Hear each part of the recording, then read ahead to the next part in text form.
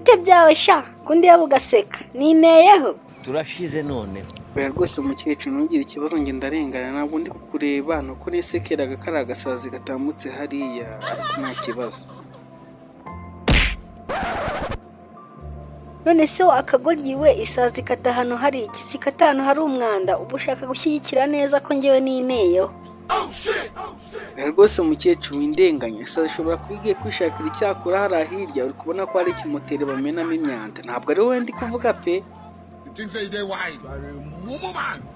ariko abona bikigiye kubera iki mwigize abanyabwenge wavuze ukuri kw'ibyo ushaka kuvuga ukareka kuwucisha hirya no hino isazi isigiye gushaka icyakurira bikubwiye.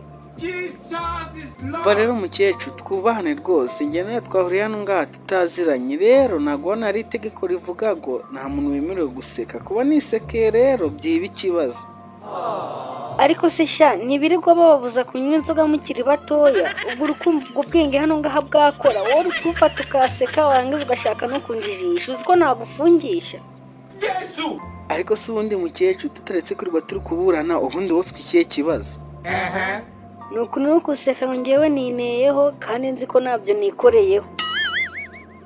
ariko ni koko babivuze neza ngo kuri kuraryana niba ntabyo wikoreye hose uri kuburana mu biki nyine ukuri kurajyana none se wakibwawe niba ibintu nabyikoreyeho ibyo birakureba niba wanabibonye se ni ngombwa ngo wirirwe uri kubyasasa njye nawe nabigutumye kareba.